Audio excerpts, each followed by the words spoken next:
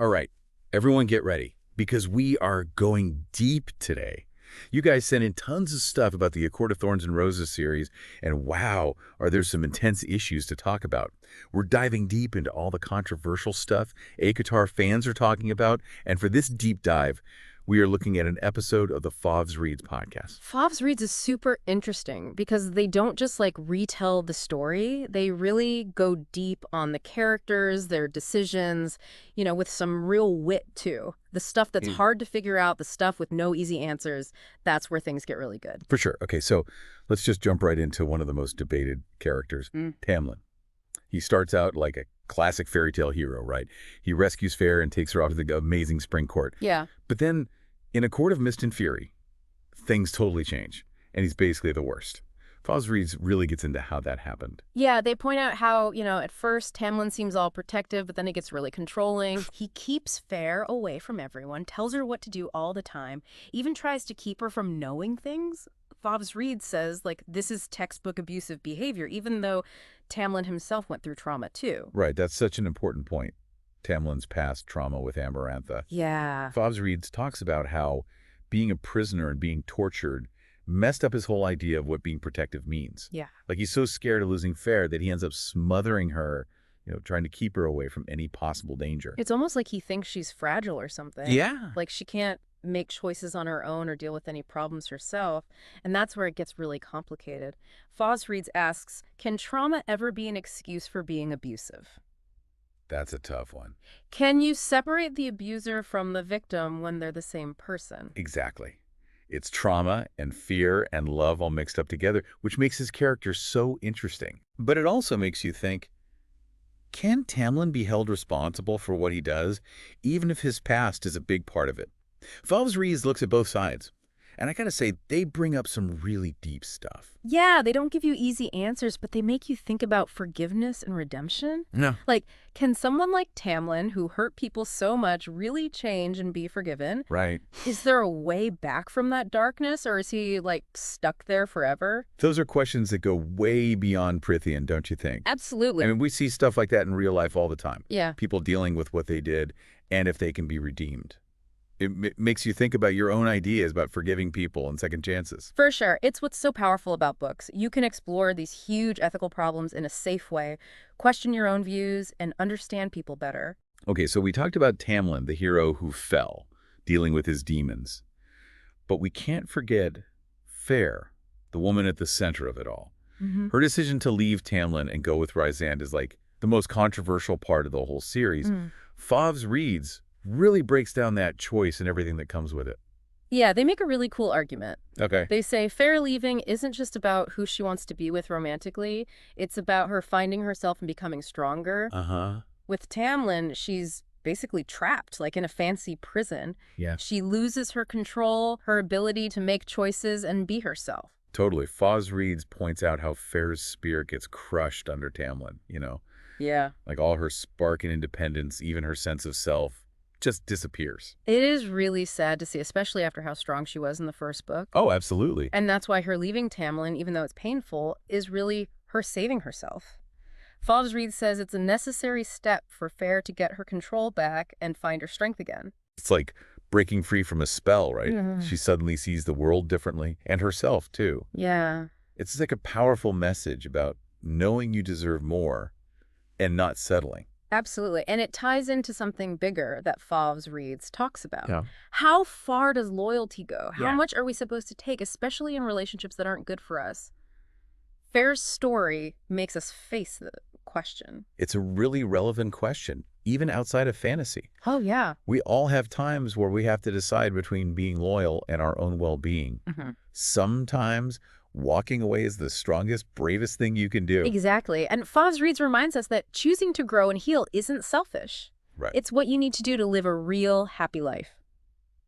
All right, so we've got Tamlin, the brooding, sad guy, and Feyre, the woman taking back her power. Now let's talk about everyone's favorite dark and mysterious bat boy, Rhysand. Oh, yeah. He's like the ultimate book boyfriend for so many fans. Powerful, charming, and seems devoted to Feyre. But Fauves Reads points out that he's way more complex than that. For sure, they point out that even though he seems like a savior, he does some shady stuff early on. Like, he manipulates Feyre, uses his powers to get her to do what he wants, plays mind games that aren't really okay. Yeah. And they make you think, can you really call someone a hero if they do that kind of stuff? Right. It's like, on one hand, Rhysand rescues Feyre from Tamlin Hmm? and shows her a whole new world. Yeah, But on the other, the way he does it is kind of alarming. absolutely. It makes you think about power and how good intentions can get twisted, even for selfish reasons. Exactly. And Fauves Reads doesn't shy away from calling out those problems with Rhysand. They want us to look past the charm and really think about his actions. Uh-huh. Are his reasons really good? Or is there something else going on, something selfish? It's a question that comes up again and again in the series. Right? Totally. We have to keep reevaluating what we think about these characters Yeah. because their choices blur the lines between good and bad. Mm. That's what makes ACOTAR so gripping, I think. For sure. There aren't easy answers or perfectly good heroes and evil villains. Exactly. That's why this deep dive is so cool. Yeah. We're not just like summarizing the story. We're really digging into it, challenging what we thought, and looking deeper at why the characters do what they do. Okay, so we've got Tamlin struggling with his past, Feyre embracing her power, and Rhysand, who's kind of a good guy, but maybe not. Right. What else did Fauves Reads get us thinking about?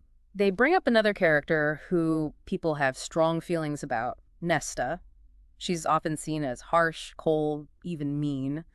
But Fauves Reads looks at why she's like that, and they find a woman who's been deeply hurt. Right, Nesta's story is really interesting because it's so different from Feyre's. Feyre keeps her pain inside and looks for comfort in other people, but Nesta lashes out, pushes everyone away, and builds walls around herself. Yeah. Fauves Reads says this is a normal reaction to trauma, a way to cope with too much pain and fear. Right. They point out that her anger, even though it's often misdirected, comes from her trauma. She's lost so much, been through so much pain that she's terrified of letting anyone close. Yeah. She pushes people away because she's scared of getting hurt again. It's like she's stuck in this cycle of self-sabotage. Totally. She wants to be close to people, but she's so afraid of letting them in that she pushes them away. Fauves Reads makes you really feel for her, even if you don't always agree with her. Yeah. They remind us that healing isn't a straight line. Ah. It's messy and complicated. You might get better, then worse again. Nesta's journey shows how resilient people are, but also how we need to be patient and understanding when it comes to trauma.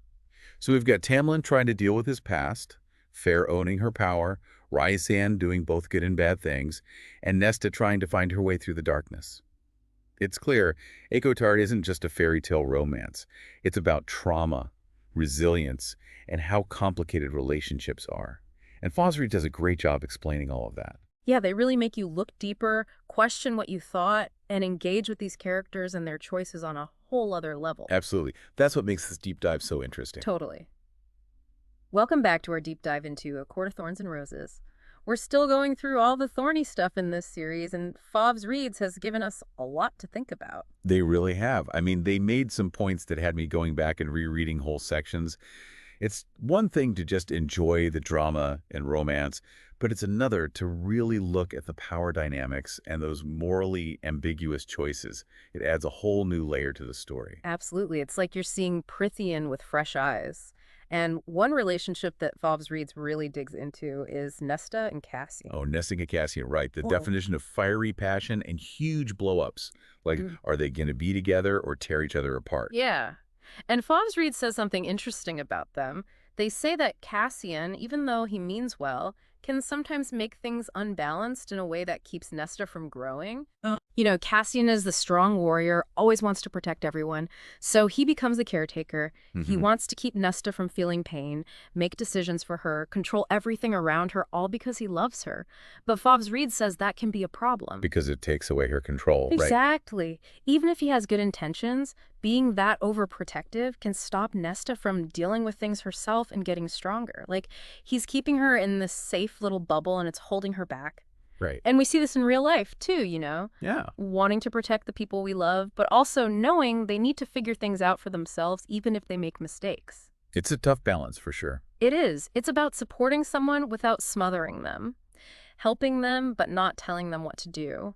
It's tricky, but as Fauves Reads says, it's super important for a healthy relationship where both people feel strong. Okay, so let's go back to Tamlin for a minute. We talked about his trauma. how controlling he is, and whether he can even be redeemed. Fauves Reads gets into all of that, giving us both sides of the argument. Yeah. I'll admit, this one really had me thinking back and forth. It's easy to just condemn Tamlin for how he treats Feyre, Mm-hmm. but then, you think about what he went through, the fear that's driving him, and it's not so simple. Right. It makes you ask, where do we draw the line between holding someone responsible and understanding where they're coming from? Exactly. Can you say someone should be held accountable for their actions, but also recognize that their past experiences play a role? Fauves Reads says that real redemption, like truly changing, takes more than just admitting you did wrong. You have to really try to change, to face those bad behaviors and try to make things right for the people you hurt. Yeah. And they leave us with this question. Has Tamlin really even started on that path to redemption? That's a big one. It's something the books don't answer for us, and maybe that's on purpose. So we can grapple with these difficult questions, think about forgiveness and accountability, and come to our own conclusions. It's like Sarah J. Maas is holding up a mirror to our own lives. Oh, for sure. These kinds of things happen in real life all the time. Yeah, it makes you think about times you've had to forgive someone, if you've ever had to believe that someone could actually change and become a better person. It's what's so great about books. They give you a safe place to explore these tough topics, have these discussions, and understand ourselves and other people better. Okay, so we've got Tamlin, maybe on the road to redemption, Nesta and Cassian figuring out their power dynamic, and Feyre breaking free from being controlled. But Fauves Reads also talks about another thing about ACOTAR that we should think about, how female characters are portrayed. Yeah, they say that even though the series is praised for its strong women, it also falls into some traps that we need to look at. Specifically, they ask if the power these women have is really their own, or if it comes from their relationships with powerful men. That's an interesting point. I mean, Feyre and Nesta both go through huge changes. They become powerful, face their fears, become forces to be reckoned with. Yeah. But you're right, all of that happens while they're with Rhysand and Cassian. Exactly. And while those relationships can make them stronger in some ways, Fauves Reads wants us to ask, would these women be as strong and capable if they weren't with these powerful men? Is their power really theirs, or is it given to them by the guys? That's a question that goes way beyond Prithian. We see it in movies, TV, books. How often are women shown as powerful on their own versus getting their power from men? Yeah. Something to think about for sure. Definitely. And Fauves Reads doesn't stop there. They also talk about how female friendships are shown in ACOTAR. Okay. They say these relationships are there, but they often take a backseat to the romances. Now that you mention it, I do remember some readers saying that the bond between Fairy and her sisters, especially Nesta, doesn't feel as developed as the big love stories. Yeah. It's like their sisterhood, which should be really powerful, gets overshadowed by the romantic relationships. Exactly. And this brings us to a bigger conversation about how female relationships, whether friendships or family, are shown in stories. Do they have the same depth and importance as romantic relationships? Or are they just there in the background supporting the men's stories? Those are some seriously deep questions. I like how Fauves Reads brings up these criticisms even when talking about a series that people love. It reminds us that even the best stories can have blind spots, and we should look at those things and have these discussions. And that's what makes this deep dive so awesome. We're not just talking about what happens or gushing about our favorite characters. We're really engaging with the book, questioning things, and exploring what the themes and tropes in ACOTAR really mean. So where are we now? We've got Tamlin maybe trying to change, Feyre and Rhysand figuring out their complicated power dynamic, Nesta and Cassian finding a balance, and lots of questions about how women are shown in this world. And it seems like Fauves Reads has given us a way to understand not just the characters, but also the deeper messages and what the series says about our society. They have. They've given us a lot to think about. But there's one overarching question that Fauves Reads keeps coming back to that we need to talk about. Is ACOTAR just a fun fantasy series to escape into, or is it something more? Does it hold up a mirror to our world, showing us those uncomfortable truths about power, relationships, and the choices we make? That's the big question, isn't it? And it's the perfect way to end this part of our deep dive. Come back for the last part where we'll try to answer that question and finish our exploration of the world of A Court of Thorns and Roses. Okay, so we're back for the final part of our deep dive into A Court of Thorns and Roses. We've talked about a lot of controversial stuff, looked closely at the characters, and questioned their motives, all thanks to Fauves Reads. And now it's time for the big question they ask. Is A Court of Thorns and Roses just a fun fantasy series to escape with? Or is it something bigger?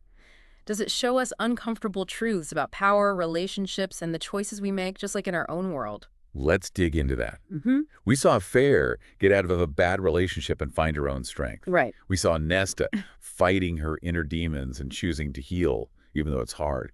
And then there's Rhysand, always kind of in that gray area, making us think about what good and evil even mean. Fauves Reads points out that these characters aren't just part of a fantasy world, they're like reflections of us. Yeah. Their struggles, their wins, their bad choices.